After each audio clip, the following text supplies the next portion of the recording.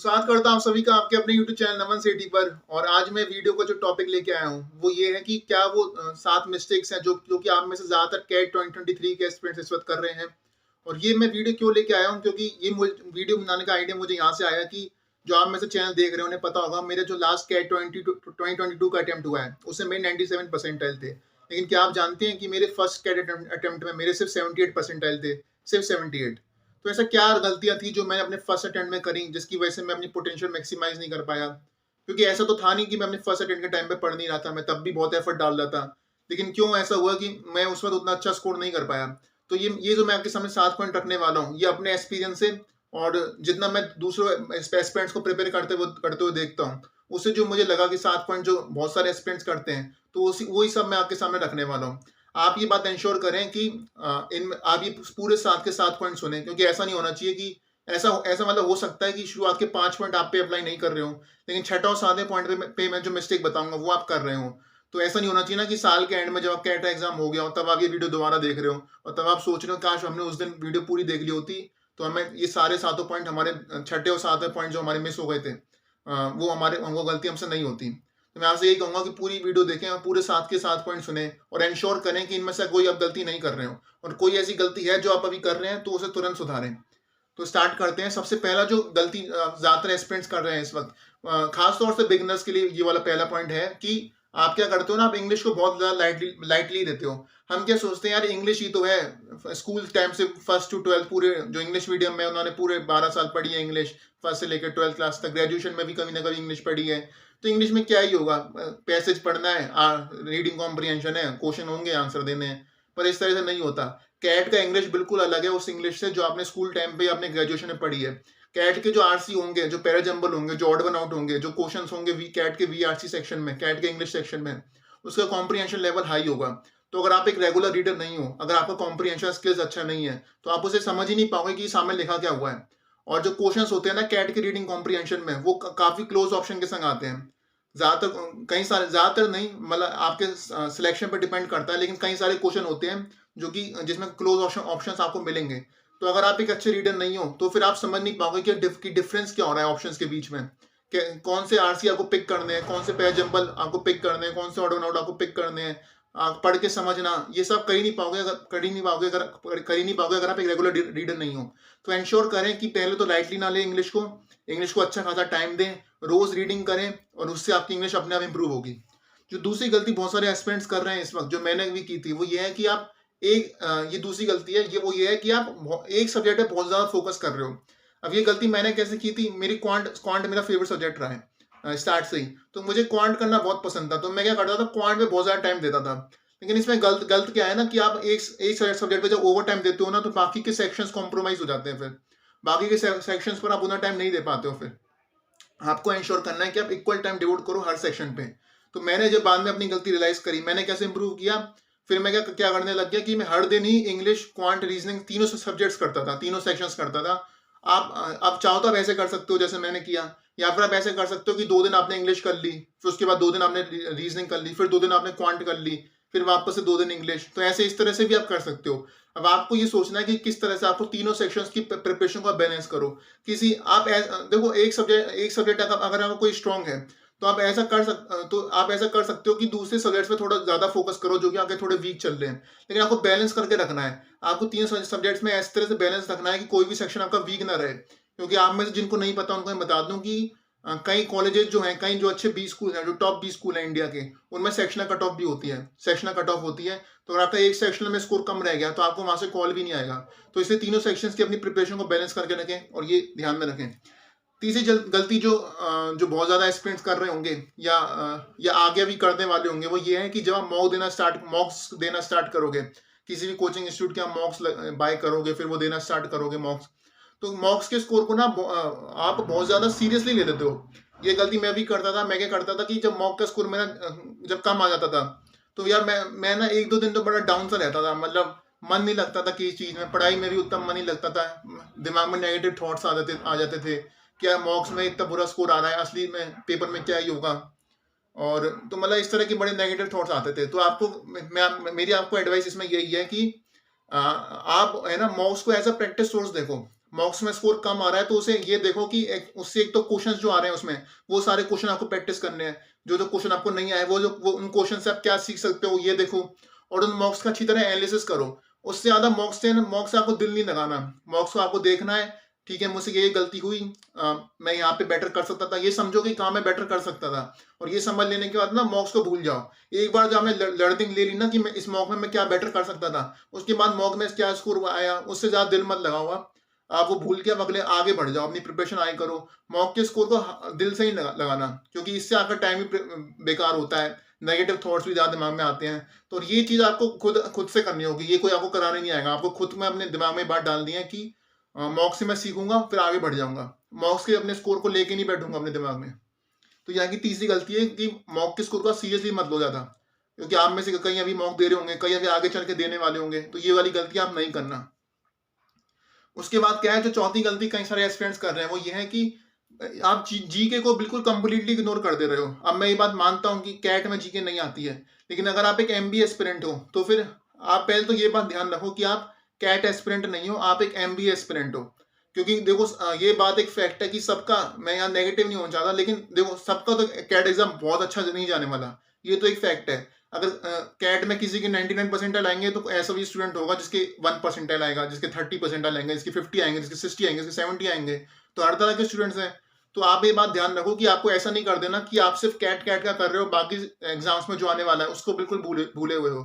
Cat पे ध्यान रखो, अच्छी बात है ध्यान रख रहे हो, लेकिन दूसरे सब्जेक्ट्स में जो आता है वो मत भूलो। जैसे कि जीके आती है, जीके को आप बिल्कुल कंप्लीटली इग्नोर मत करो। मैंने भी ये गलती की थी, फिर मेरी उसकी वजह से क्या हुआ था ना, मेरा आईएफटी बेकार हो गया था। आईएफटी में मेरा जीके में मुझे अभी तो याद नहीं कितना आया था, लेकिन जीके में मैंने प्रिपरेशन करने के लिए मुझे ज्यादा दिन ही नहीं मिले, क्योंकि जब उस बार क्या हुआ था कि कैट के तो बाद ज्यादा टाइम मिलता ही नहीं है आईएफटी की प्रिपरेशन में। तो आपको जीके को ना अभी साथ लेके चलना है। और साथ कैसे लेके चल सकते हो आप अगर आप करंट अफेयर कर रहे हो तो कोई एक आप यूट्यूब चैनल पकड़ो जहां से आप करंट अफेयर्स को इन टच रहो करंट अफेयर्स के। मैं कौन सा करंट अफेयर्स के लिए यूट्यूब चैनल रिकमेंड करता हूँ जीके के लिए, वो है उत्कर्ष क्लासेस जोधपुर यूट्यूब चैनल। उत्कर्ष क्लासेस जोधपुर यूट्यूब चैनल है एक, उस पर गौरव सर पढ़ाते हैं, और उनकी जो मंथली करंट अफेयर्स है वो आप वीडियो देखा करो, क्योंकि वो काफी सारे इंपॉर्टेंट क्वेश्चंस कवर करते हैं मंथली करंट अफेयर्स में। तो आप ये चीज कर सकते हो। तो बेसिकली मेरे कहने का मतलब ये है कि अगर कैट में जीके नहीं आ रही है तो इसका मतलब ये नहीं है कि आप जीके को बिल्कुल भूल जाओ। हफ्ते में आप कोशिश करो कि कुछ नहीं तो 3-4 घंटे जीके पे भी दो। और जीके से मतलब ऐसे मत रखो कि बिल्कुल तपाल में देखेंगे क्या होगा, ऐसे मत करो, जीके पे भी अपना ध्यान रखो। तो ये थी चौथी गलती जो आप में से कई सारे एस्पिरेंट्स मुझे पूरा यकीन है कर रहे होंगे कि जीके को बिल्कुल इग्नोर कर रहे होंगे और पूरा ध्यान इंग्लिश रीजनिंग क्वांट पे दे रहे होंगे। देखो ज्यादा ध्यान तो इंग्लिश रीजनिंग क्वांट पे ही देना है, ये तो मैं मानता हूँ, लेकिन जीके को बिल्कुल इग्नोर नहीं करना। उस पर भी कुछ घंटे 3-4 घंटे हफ्ते में आप निकालने की कोशिश करो। या फिर ऐसा कर सकते हो कि आपकी 6 दिन आप इंग्लिश क्वांट रीजनिंग करो और एक दिन आप जीके करो। आपको बैलेंस करना है बेसिकली, जीके को पूरी तरह से इग्नोर नहीं करना। पर हाँ, हैविंग सेड दैट, आपको ज्यादातर फोकस इंग्लिश रीजनिंग क्वांट पे ही रखना है, क्योंकि उसका वेटेज ज्यादा है। ठीक है, तो ज्यादा फोकस इंग्लिश रीजनिंग क्वांट पे रखो, लेकिन जीके को पूरी तरह से इग्नोर मत करो। अब इसके बाद क्या गलती कर रहे हैं आप में ज्यादातर एस्पिरेंट्स, वो ये है कि प्रीवियस ईयर क्वेश्चंस को नहीं देख रहे हैं, प्रैक्टिस करते जा रहे हैं। कोचिंग मटेरियल पे जो आपको क्वेश्चंस दिए जा रहे हैं प्रैक्टिस करते जा रहे हैं। कोचिंग मटेरियल अच्छा है, मैं मानता हूँ उन लोगों का कोचिंग मटेरियल अच्छा होता है, लेकिन ये बात ध्यान रखो कि मतलब सिंपल फैक्ट है ना, सिंपल सा लॉजिक है, आपको एग्जाम में बैठने वाले हो तो सबसे अच्छी प्रिपरेशन सोर्स क्या होगा उस एग्जाम्स का? प्रीवियस ईयर में उन्होंने जो उस एग्जाम में क्वेश्चन आए हुए हैं, मतलब आप खुद सोचो ना, उससे अच्छा कोई सोर्स हो सकता है? जो क्वेश्चन प्रीवियस ईयर में आए हुए हैं उससे अच्छा कोई सोर्स हो ही नहीं सकता। तो आप ये बात ध्यान रखो कि प्रीवियस ईयर क्वेश्चन आपको सारे ईयर से करके जाने हैं, खास तौर से 2017 ऑनवर्ड्स। 17 के सभी जो शिफ्ट्स में जो पेपर आए थे कैट के, 18 के, 19 के, 20 के, 21 के, 22 के, ये सब तो आपको करके ही जाने हैं।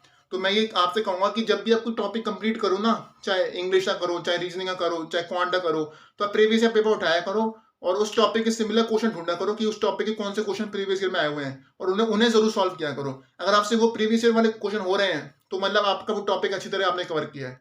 तो प्रीवियस ईयर को बिल्कुल भी इग्नोर मत करना। और कोचिंग मटेरियल भी आप करो प्रैक्टिस, लेकिन प्रीवियस ईयर सबसे ज्यादा इंपॉर्टेंट प्रीवियस ईयर है आपकी प्रिपरेशन में, ये बात ध्यान रखना। और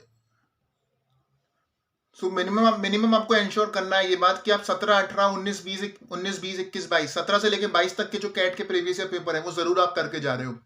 इसके बाद जो अगली गलती आप में से कई सारे कर रहे हैं वो ये है कि पेपर में जो आप जब भी आप मॉक दोगे ना, तो आपको एक स्किल ज़रूर डेवलप करनी है। वो ये है कि क्वेश्चन सिलेक्शन स्किल। देखो आरसी जो आएँगे ना, इंग्लिश के जो आरसी आएँगे, उसमें से हर आरसी डुएबल नहीं होगा। उसमें से कुछ आरसी के कॉम्प्रिहेंशन लेवल हो सकता है आपके लिए बहुत मुश्किल हो। तो आरसी का सिलेक्शन सही करना, para jumble odd one out सही सही पिक करना, जो आपको देखते आपको पता चल जाए कि ये वाला मुझसे हो जाएगा। ये स्किल आपको प्रैक्टिस के संग डेवलप होती है। ज़्यादा मॉक जब आप दोगे, जब आप प्रैक्टिस ज़्यादा करोगे, तो ये स्किल अपने आप डेवलप होगी।